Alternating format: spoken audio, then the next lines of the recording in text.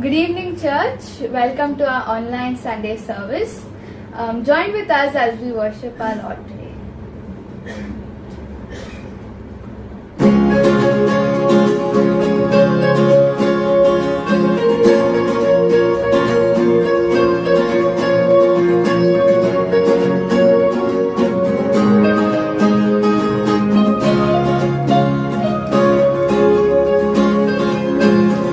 Every praise is to our God. Every word of worship in one accord.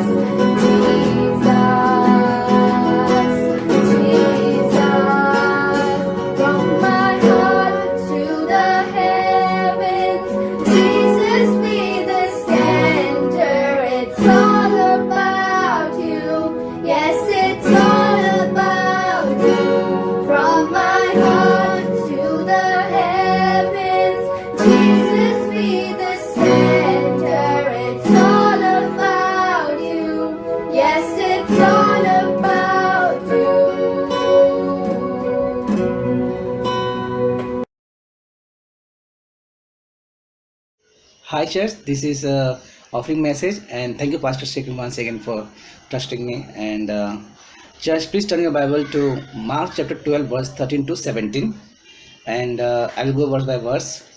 So Mark 13 says, "Then they sent some of the Pharisees and Herodians to him in order to trap him in a statement." So what is happening here is this verse tells us that this religious leader sent some of the Pharisees and Herodians to try to catch Jesus in his word. And Pharisees and Herodians teamed up. This was a strange combination. They teamed up to catch Jesus in his word, and they came and acted as if they were young and eager student who wants to learn from Jesus, just uh, like wolves in sheep's clothing. And verse 14 says, "They came and said to him, 'Teacher, we know that you are truthful and defer to no one, for you are no partial to any, but teach the way of God in truth.'" See, they came with the flattery of hypocrisy. Jesus unmarks them according to Matthew. In Matthew chapter, Jesus unmarks them. Jesus said hypocrites, hypocrisy. By addressing them hypocrites means actor. They were playing a religion. Whatever, sometimes our enemies also flatter us because they want to hurt us, and sometimes our friends flatter us. They are the people who will smile in your face, and at the time they will cut your throat also. So these are the nature of that. These are the meaning of the hypocrites. And I go to the next verse. Verse is it lawful to pay a tax? Shall we pay or not to Caesar? They asked this question to God, and this question was loaded one to design to trap Jesus. Had Jesus said yes to pay tribute to Caesar, then he would abandon his claim as the Messiah. If he had said no, then he would have been subject to arrest by Rome. So see, the question is a bit tricky question. They wanted to trap Jesus, but Jesus, he is God. Okay, but Jesus knew in verse 15. But he, knowing their hypocrisy, and said to them, "Why are you testing me? Why are you testing me?" Jesus knows their heart. He knew they were nothing but hypocrites. Jesus knows your heart as well. Jesus knows everything about you. He knows that where you truly stand with God. He knows you. And if you read Hebrew chapter 4 verse 13, Jesus knows you. He knows your heart. So, but Jesus, he challenged their right to test him. He asked for a Roman denarius, and see, Jesus did not have any money. Jesus didn't have any money. That is revealing. And they brought one, and he said to them, "Whose likeness and inspiration is this?" And they said to them, "Caesar." And Jesus said to them, "Render to Caesar the things that are Caesar, and to God that the things are God's." God. Okay. And they were amazed to him. This is the verse 17. So as Jesus saw the coin, okay, he knows the government of Caesar would soon pierce his hand and crucify him. But yet he still said, "Pay your tax to Roman government." And man has both earthly and heavenly obligation. He has both physical and spiritual responsibility. So just as it is important to render to Caesar, see, just as it is important to render to Caesar, we must also render to God. That's our God. That means the coin belonged to Caesar because his image was stamped on it. The same way we should give ourselves to God because his image is stamped on us. Amen. So let's pray. Thank you, God, for this verse, and thank you, God, for your teaching, and thank you, God, for your mercy, your blessing, and your protection, God. And God, we are bringing our offering and tithe in your hand, God, and use them, bless them, God, bless us, God, and use us, each one of us, God, for your glory. In Jesus' name I pray. Amen.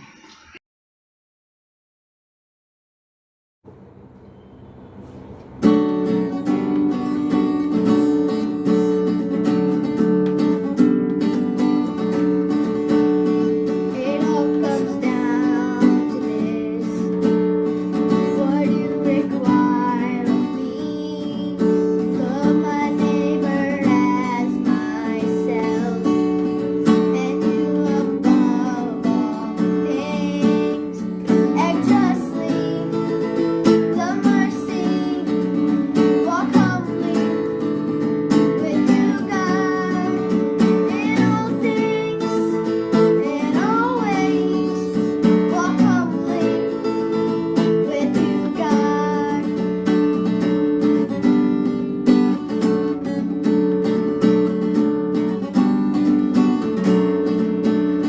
It all comes down to this: to be your hands and feet, good news to all the world. Oh, the truth will set us free. Act justly, love mercy, walk humbly with you, God, in all things, in all ways. Walk humbly with you, God. It's beauty for ashes, it's mourning to dancing. It's closer and closer, the kingdom of heaven. Beauty for ashes, mourning to dancing. It's closer and closer, the kingdom of heaven.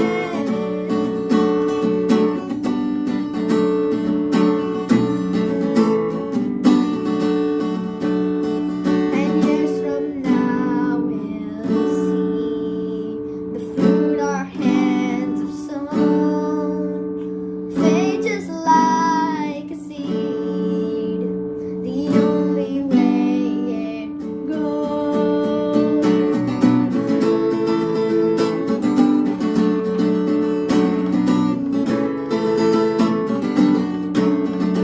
Oh, act justly, love mercy, walk humbly with you, God, in all things, in all ways. Walk humbly with you, God.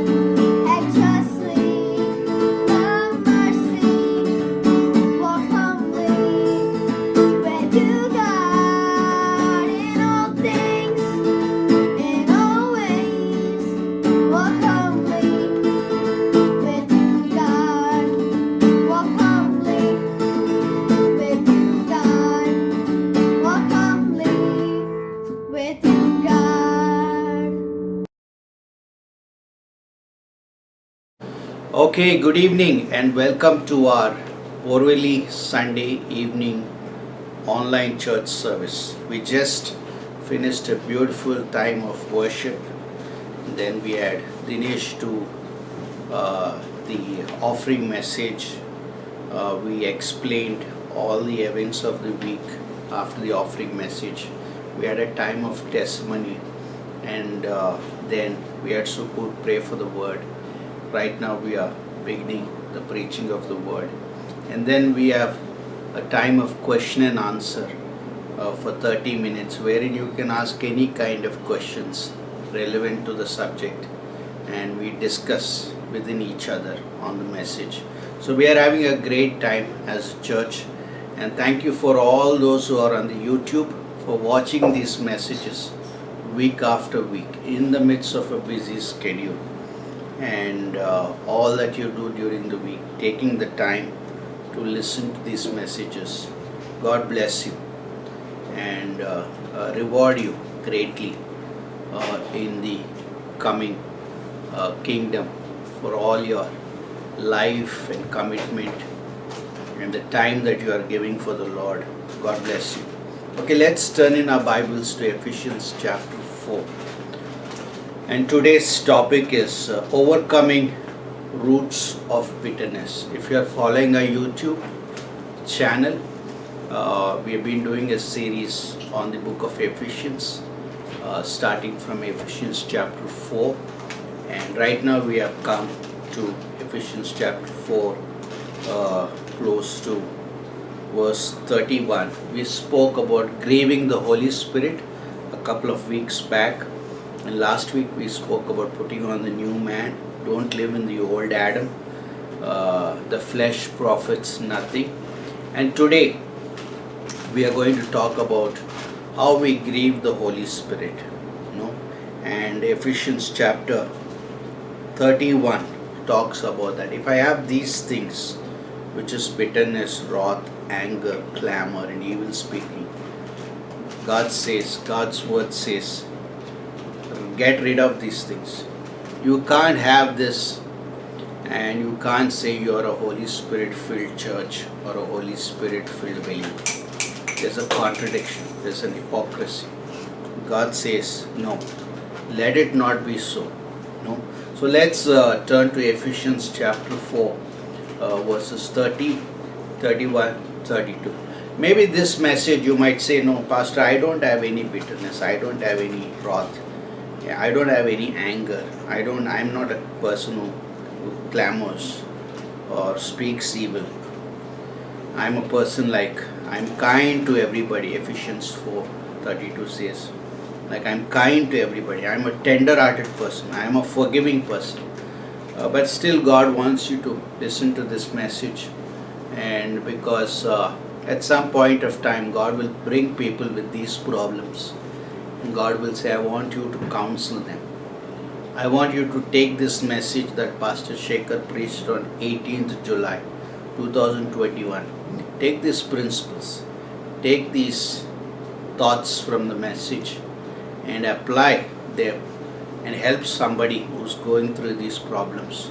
Maybe when we go out soul winning, when we go out outreach, we will meet people that have these problems, and you can use these thoughts that I'm sharing today to help them.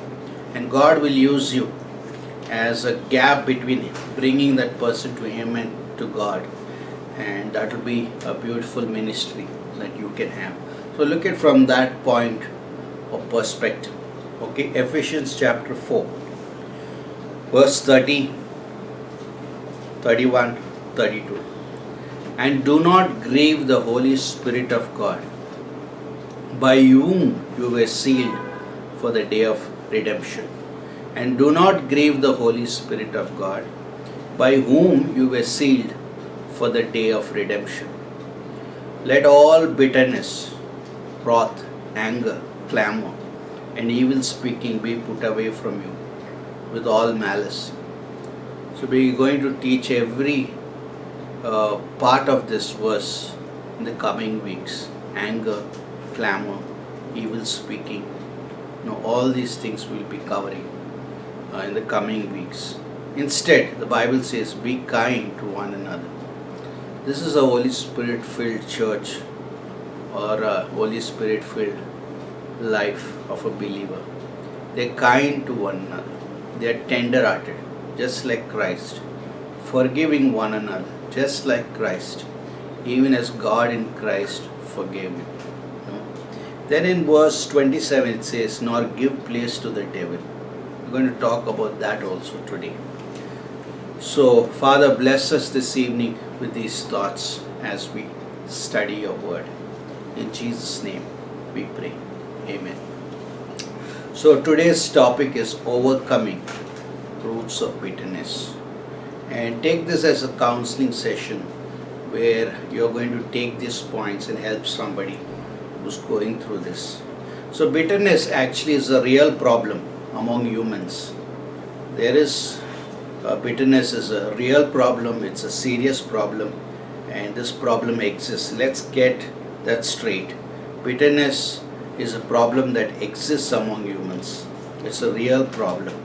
And not only it's a real problem, the Bible talks about it. When the Bible talks about demons, that means it's real. Demons do exist. Demonic activities do exist. The forces of darkness do exist. And it's real. I believe it. When God says there are angels, I believe it. In like manner, bitterness is a real subject. It's a real problem among humans, because the Bible says and talks about bitterness. Let all bitterness be put away from you. All bitterness, not 10%, not 20%. All bitterness, complete cleansing God wants. We are here every week because we want to learn what the Bible says. And we want to learn the whole counsel of God.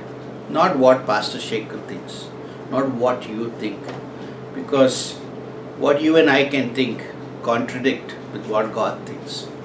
The Bible is an inspired word of God. It's, inspired, God breathed it. This is the inspired word of God. This is God's manual for our life. That's why we are spending time studying God's word. I spend close to 8 hours studying for each message. Why? Why would God waste my precious time if this doesn't make sense? No, because pastors are a gift to the church. They are here to help you. One message can change your life. One message can change your family. One message can change everything upside down. So let's not sit with familiarity. Let's not come to hearing God's word with any familiar spirit. We are studying God's word, and this is my job to teach God's word, the whole counsel of God, the entire Bible, not what I like, what you like, but the entire Bible we teach. Pastor Adrian Rogers, he said, it is better to speak the truth that hurts. It is better to speak the truth that hurts and then heals, than falsehood that comforts and then kills. Look at that. It is better to speak the truth that hurts and then heals, than falsehood that comforts and then kills.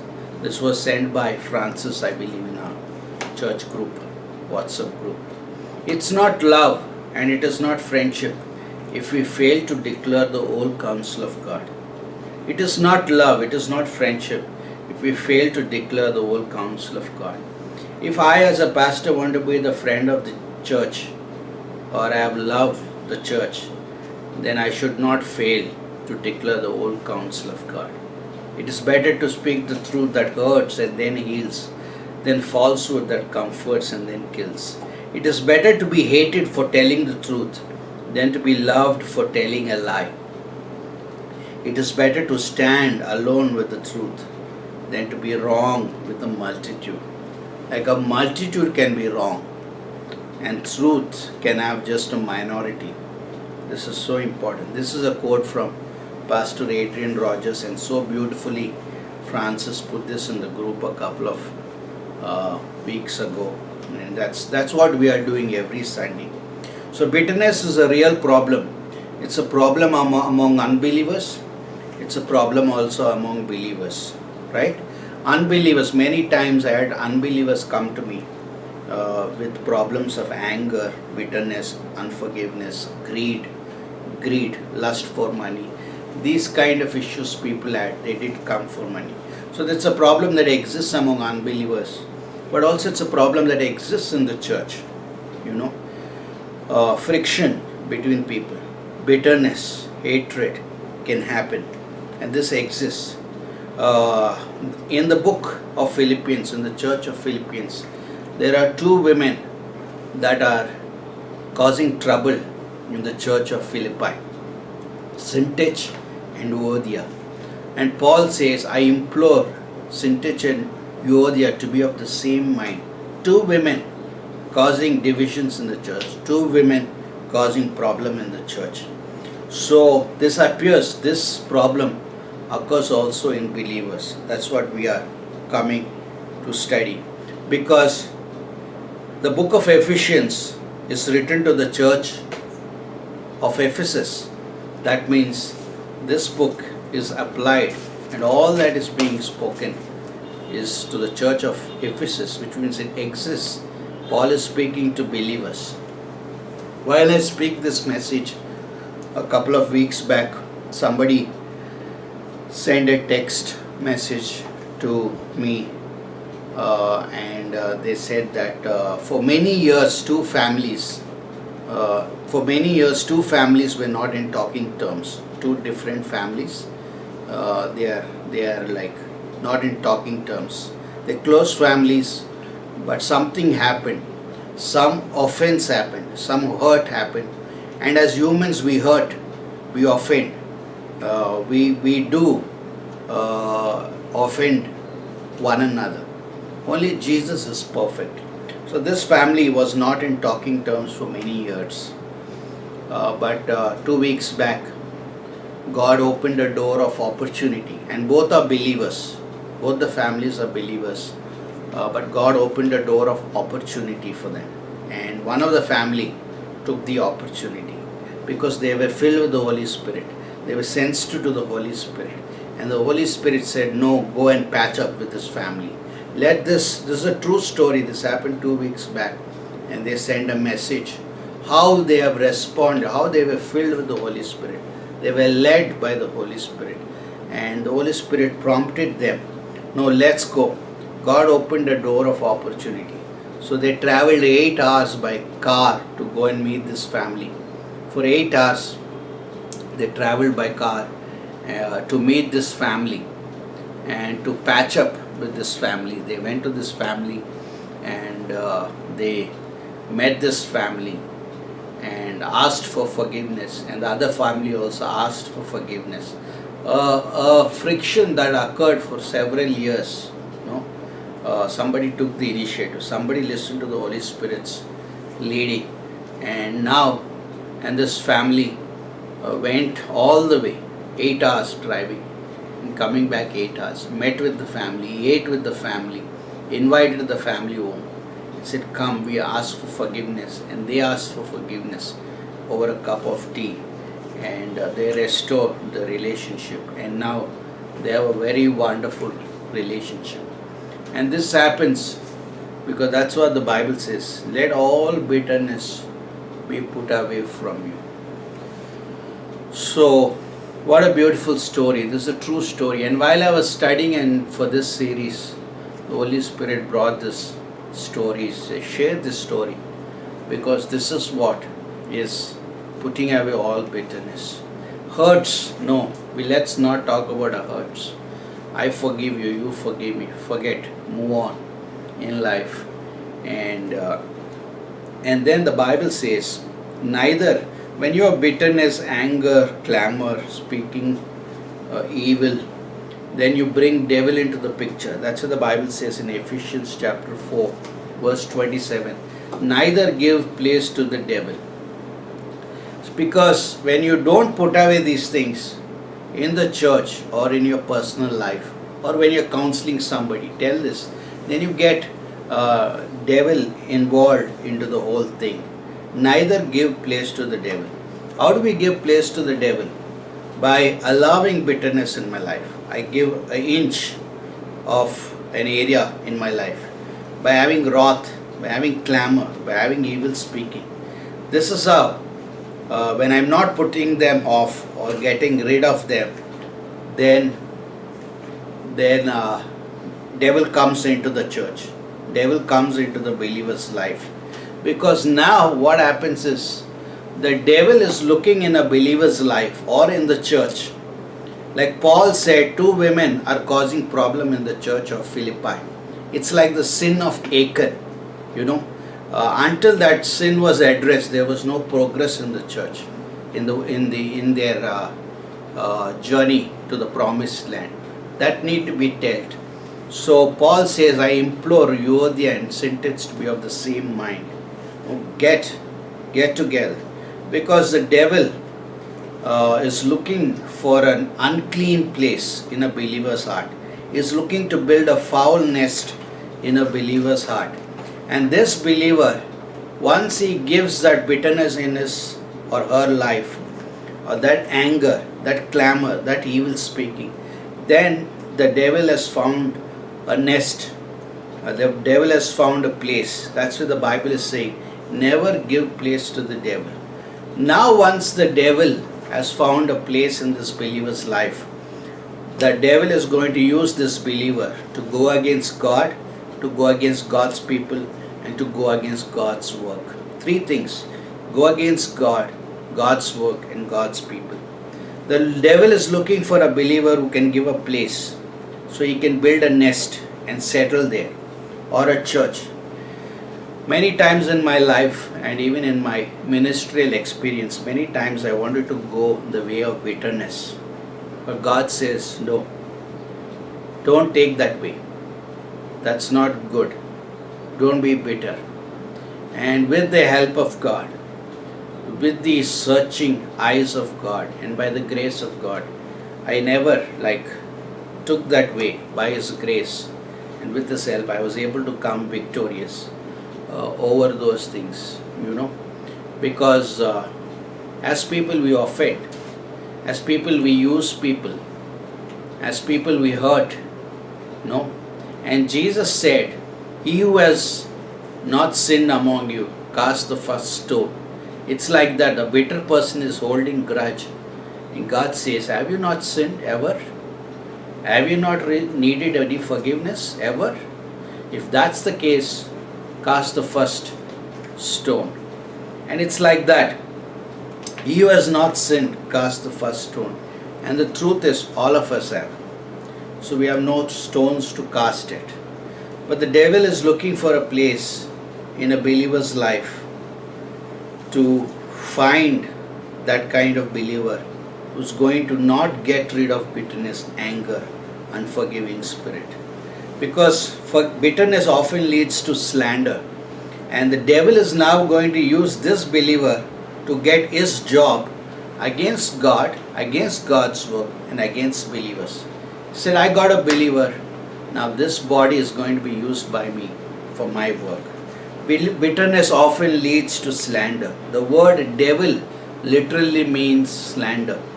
The word devil literally means slander. He is a slanderer. That's what the word devil means. So the devil will now use this believer, because this believer has got a place for the devil, and this believer is going to be used to slander, gossip, and evil speaking. And the devil is going to use this believer to say things that they don't mean it.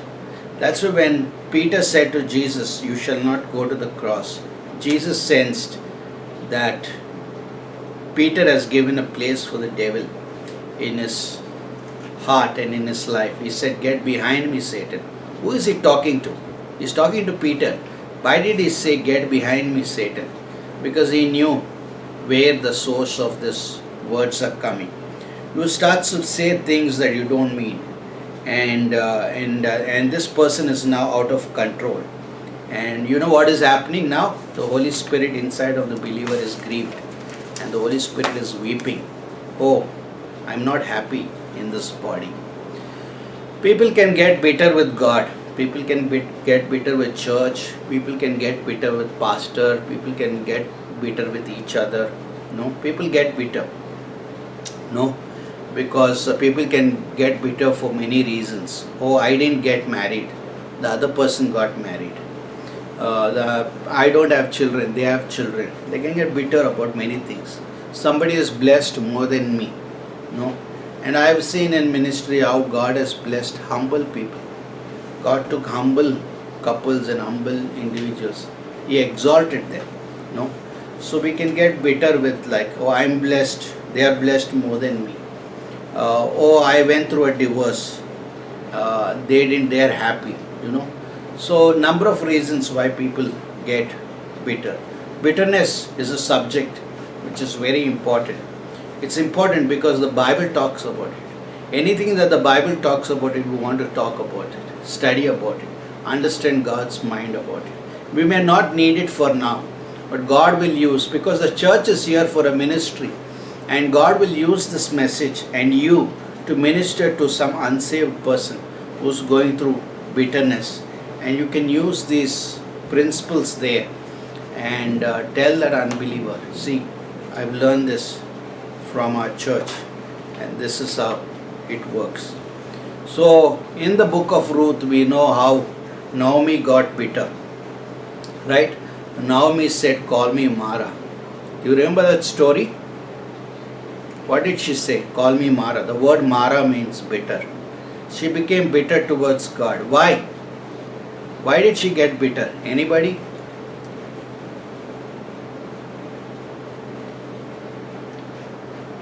Yes, because she lost her husband and two sons, and she felt God's hand was against her. She was bitter with God. She was unhappy. How could God do this to me? And why did they leave their land and come to Moab? To save their life. No, they escaped a famine to save their lives. And the very place where they thought they could save their lives, they actually lost their lives. No, they lost their lives. The very place you feel it's secure and safe, you find it insecure. They escaped a famine to live, but they died. Life can be painful, life can be painful. And this is so important. Some people want to follow God when everything is fine. I have my job, my bank balance, my house, my family, my kids. To be honest, I want to tell you this, and I want to tell myself the same thing. What happens if you lose everything like Naomi lost? No? And that's when God is going to see, do you have any substance in you? Are you building roots in your life? Do you have any content in your life? Do you have any substance in your life? Do you have any roots in your life? Or are you an empty suit? You know what's an empty suit? You go to like these showrooms and they have a picture there, just a suit, but inside the person is not, is just empty. No? Are you an empty suit? Or do you have any content? Do you have any substance? And when the storm comes, how do you react? No? I like today's testimony of Kay. Like the cancer hit the home, but they are there on fire for God because they have substance, they have roots. They are in the church services, they are in outreaches, they are in prayer meetings, they are in Bible college. Blessed to have and be around such kind of people because they have content.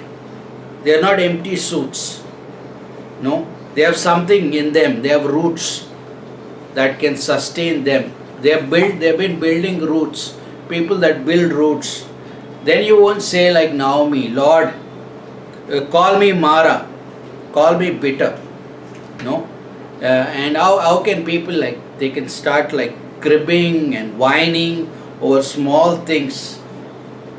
And I want to ask you, and I want to ask myself, what if you lose everything like Job? Are you going to worship him and tell him the Lord give it, the Lord take it away? Do you have rule over your spirit? Do you have control over your emotions, your mind? Can you pull back the content of what you have been learning over the years? They escaped a famine, but they died. Life was painful, and Naomi said, call me bitter. You know, the Bible says, when one member suffers, the entire body suffers. What does that mean? When Naomi is off, she can take others off spiritually. What did she tell both the daughter-in-laws? She said, no, she is like bitter, call me Mara. So she is distracting others from following God. But Ruth had the mind of Christ. She had the grace of God. She corrected Naomi. She redirected her gently, graciously, and redirected Naomi in the right direction. Because he was spiritual restores. And Ruth was, that's why the book is called the Book of Ruth, not Naomi. Because the book of Ruth was spiritual and was able to correct Naomi and take her in the right direction. You know, I had in my life many times people say, correct me, pastor, anything is wrong in my life, correct me. And when we correct them, they listen very humbly, and after 2 weeks they leave the church. But they say, Pastor, you anything in my life, correct me, you know. But then after 2 weeks, they're out of the church. They don't like correction. Ruth gently corrected because she knew she's off.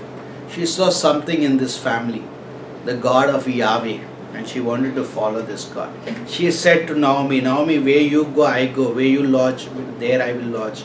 Your God, your people, my people, until death shall separate. Until death shall separate. And what happened? Was God bitter with Naomi? No. Eventually we know that Ruth married Boaz. Boaz gave birth to Obed. Obed gave birth to Jesse. Jesse was the father of King David. Eventually Jesus Christ came through that lineage. How easy it is to speak bitter words. You know. How easy it is to speak bitter words.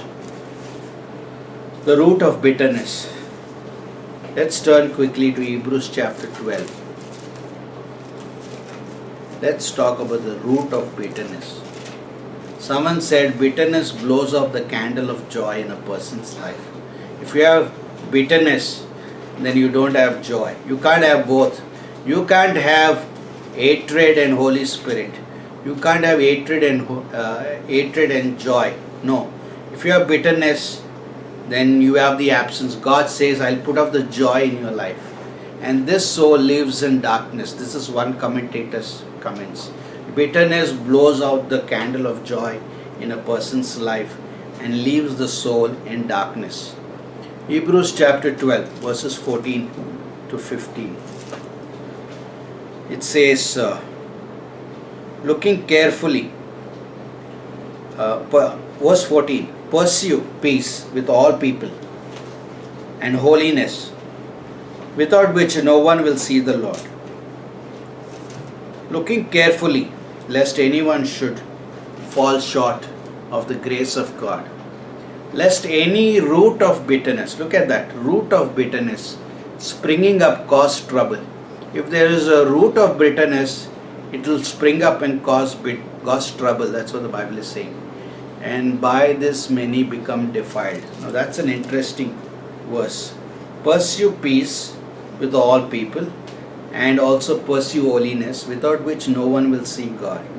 Looking carefully lest anyone fall short of the grace of God. Lest any root of bitterness spring up cause trouble.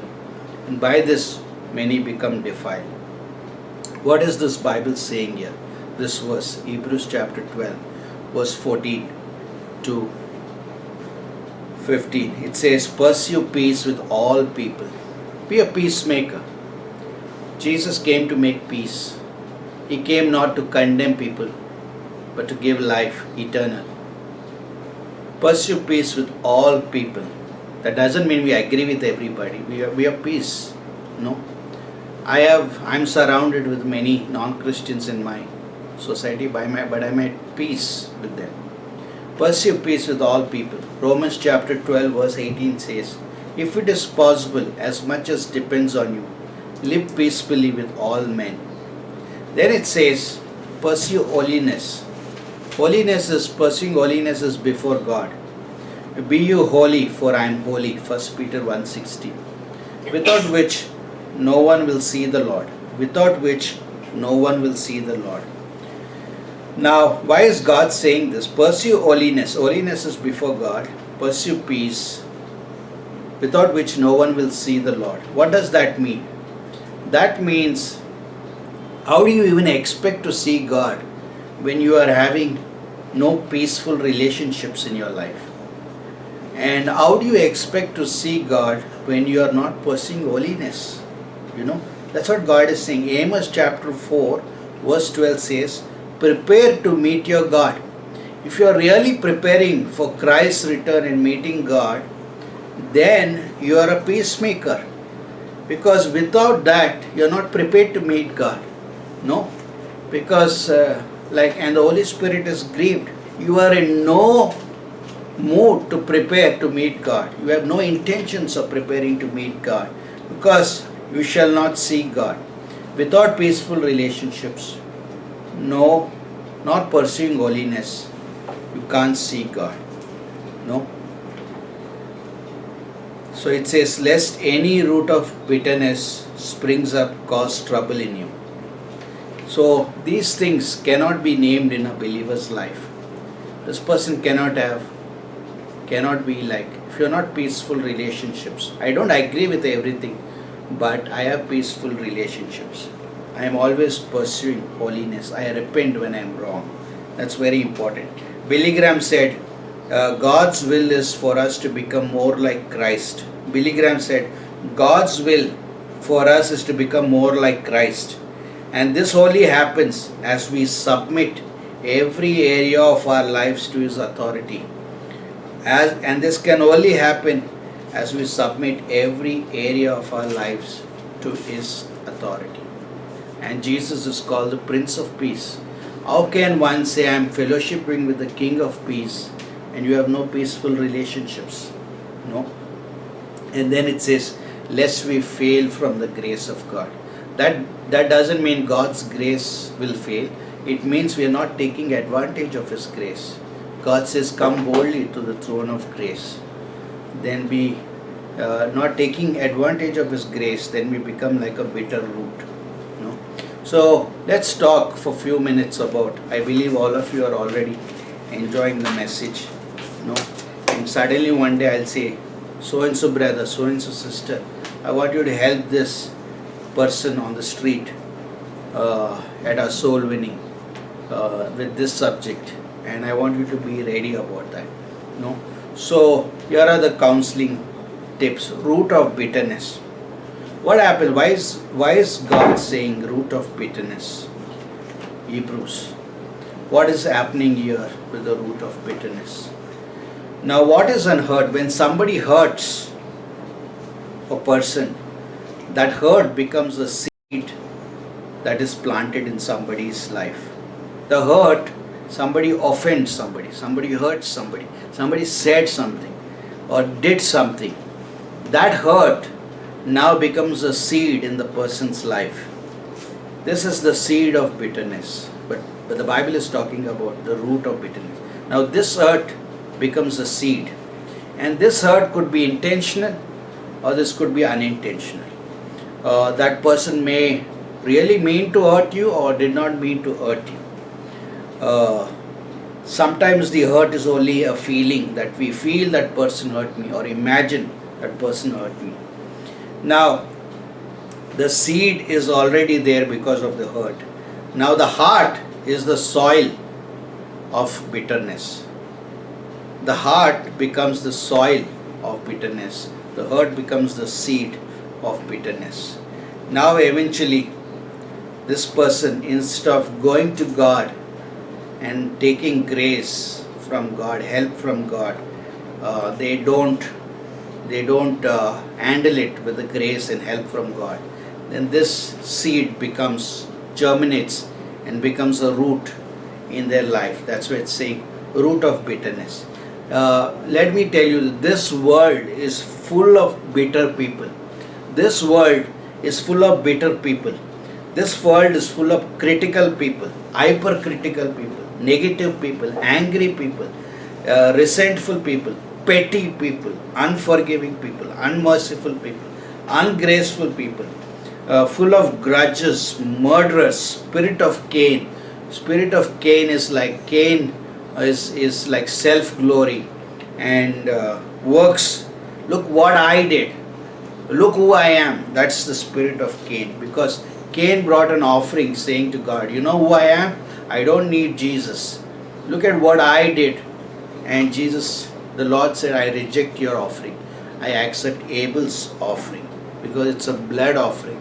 It's based on Jesus' sacrifice. This world is filled with these people, self-righteous people. This world is filled with divorces. This world is filled with people justifying that what they think and do is right. But I liked when Sukur prayed, he said the church is the light of the world. I liked when he said, when he prayed for the message, we are the light of the world. We are different from the world. We are contrary to the world. Why would people come to the church if what is in the world finds in the believers' hearts and in the church? Why would they want to come? That's what the Bible says. Let all bitterness, anger, all these things be put away, because this cannot exist in the church. We are the light of the world. We have a ministry to the world, and this cannot be. If Sintage and Uvodi are fighting, why would unbelievers want to come into the church and find anything? They'll say it's the same. It's the same. There's no difference between you people and us. You all are having the same problems we are having. If you didn't find victory, why should we come to church? You know, and this is amazing. So what happens with the root of bitterness is, my brother, actually oldest brother, bought a small field in our hometown 10 years ago, and he has a problem with this field is because he lives in Bangalore. This is in our hometown, 10 hours away from his place. So every time he goes there, he sees weeds in the field. So he hires somebody and gets the weeds removed. These are like wild plants removed from the field.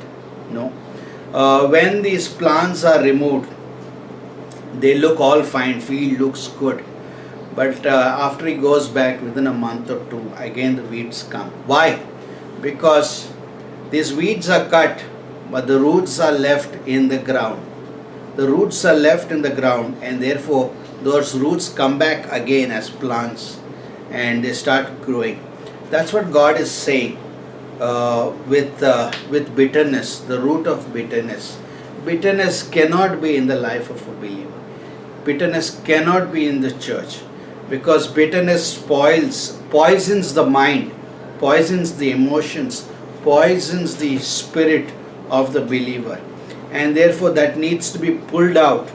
Get rid of all bitterness, everything, really, because when the weeds are removed in my brother's field, it looked all fine, but before long the unwanted growth returns back, and the roots are still there. Because the roots are there, those weeds come back, and that's what the Bible is saying. Root of bitterness.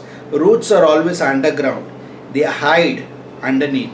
They camouflage, and any time you find a person that's, because these are counseling tips, any time you find a bitter person, they will say, they will never admit they are bitter. No, they will either deny it. No, they will camouflage it. It's all underneath. You can't. They will deny it. No, I'm fine. I don't have any bitterness. No, but you can see that bitterness affects.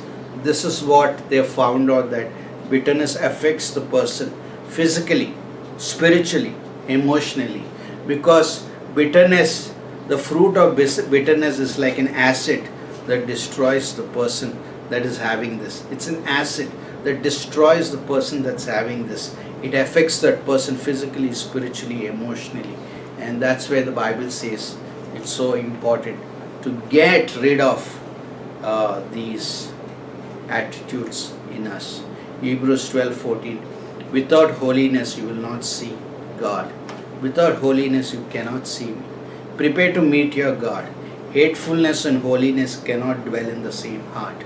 Rick Warren said, bitterness is the greatest barrier to friendship with God. Bitterness is the greatest barrier to friendship with God. That's Rick Warren.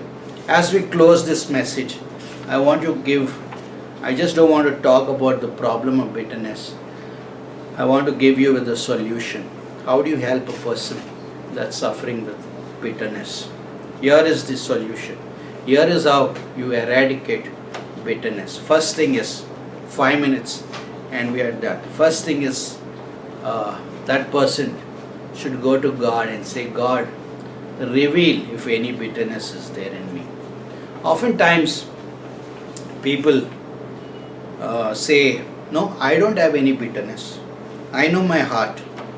And the truth of the matter is, we don't know our hearts. Right? We don't know our hearts properly. And people say, no, I don't have bitterness, I don't have anger. But we don't know our hearts. Because the Bible says, 17th chapter of Jeremiah, verse 19 says, the heart is deceitful above all things and desperately wicked. Who can know it? Who can know it? You can't know it. It's like I am deceitful. My deceitful heart cannot diagnose my deceitful heart. I need somebody to help me. I need to go to God and tell God, help me. Is there bitterness in my life? I want to get rid of it. Help me.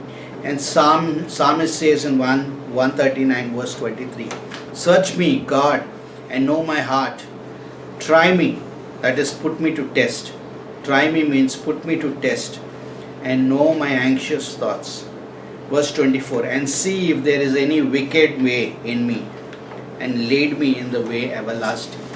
Lead me in the way. If there is any wicked way in me, lead me in the way everlasting. So when you go to God in your personal devotional time, and when there is pulpit ministry, right now I am preaching, but if somebody else also in any church, any pastor is preaching, there's a pulpit ministry, God will say, speak to the pastor to you. So listen to it. Instead of being proud, God resists the proud. He exalts the humble. So listen. Or maybe a friend who is spirit-filled, godly, matured, will come to you and say, brother, sister, this is wrong. So have your heart searched through all these sources. Second thing is, ask for God's grace and forgiveness. After God searches for your heart and finds any bitterness, anger, ask for God's grace and forgiveness. You know, justice, God's justice is giving us what we deserve. But God is, like when we ask for forgiveness, God will not give us what we deserve. In fact, He gives us mercy. Mercy is like, this is beautiful. Justice is God giving us what we deserve. Mercy is God not giving us what we deserve. Grace is God giving us what we don't deserve. Very nice, right? I'll read it again. Justice is God giving us what we deserve. We deserve hell, we deserve death, but God gave us eternal life. Mercy is God not giving us what we deserve. We deserve punishment, but He doesn't give us. Grace is God giving us what we don't deserve. We don't deserve heaven. God has given us. So ask for God's grace and forgiveness, and He will give you His grace and forgiveness. Come boldly to the throne of grace. Then replace bitterness with good. What does the Bible say? You have a root of bitterness, pursue peace with all men. Love your enemies. Do good to those who have done harm to you. Pursue holiness instead of hatred, without which you shall not see God. No. Holiness means I'm going to work towards peace in my relationship. Corrie ten Boom said that to forgive is to set a prisoner free. To forgive someone is to set, when I'm forgiving someone, it means I'm setting a prisoner free, and only to finally discover that the prisoner is you.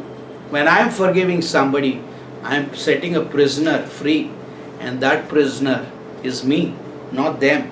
I am the one who's coming out of my prison. Otherwise, I will be in prison for all my life.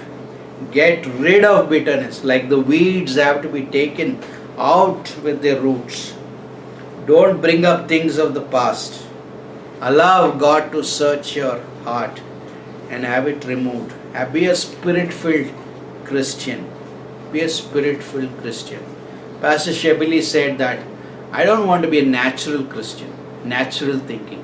I want to be a spiritual Christian, spiritual thinking. That means spirit-filled life. Oswald Chambers said this, I like this. He said, defenders of the faith, that is us, are inclined to be bitter. We can be inclined to be bitter. Defenders of the faith are inclined to be bitter until they learn to walk in the light of the Lord. We can be bitter, we can be angry. That's what Oswald Chambers is saying. Until we learn to walk in the light of the Lord. Walk in the light of the Lord. Not your own light, but the light of the Lord that searches my heart. And the quote continues, when you have learned to walk in the light of the Lord, bitterness and contentions are impossible.